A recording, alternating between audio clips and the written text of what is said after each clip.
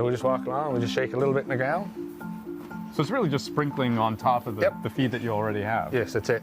And so Kent Rennie's dairy cattle are eating something most cows never even see in their lifetimes. But with every lick, they're actually helping the environment.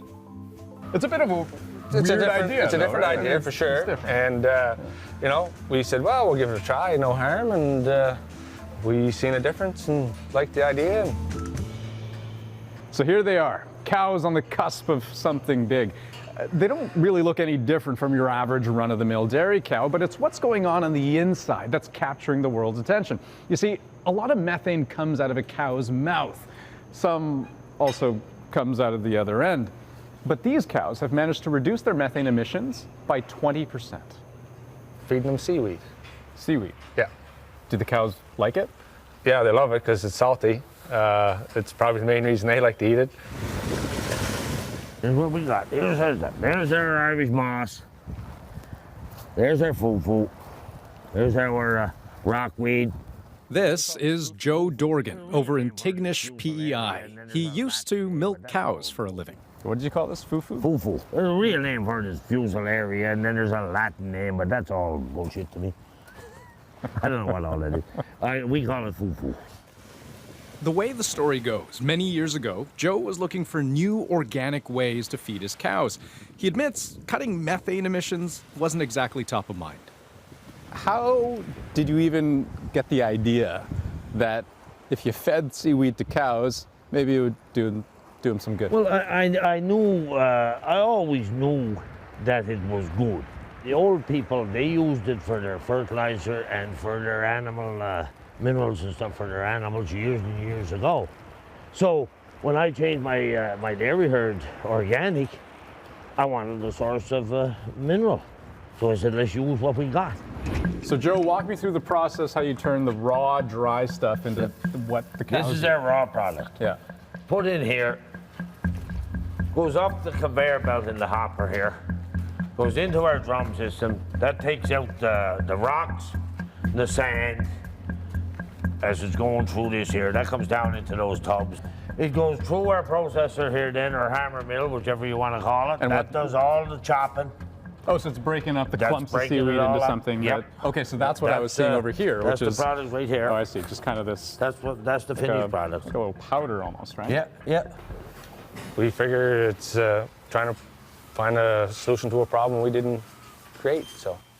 Well, it certainly makes you feel good because, you know, there's a lot of talk about greenhouse gases and, you know, cows are getting blamed for some of this and the greenhouse gases, even though they've been around for tens of thousands of years and it's not really their fault.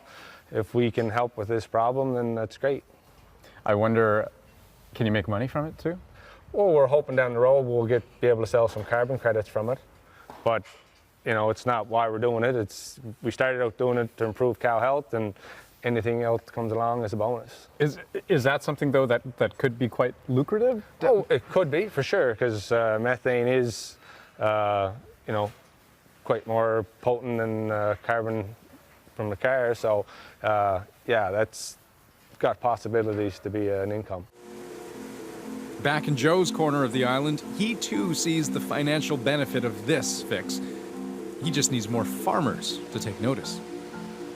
It is a business there now. It's not a great big multi-million-dollar business, but it's a real business. And you're helping the cow, plus you're helping people, and you're helping the environment at the same time. So you're doing a good thing.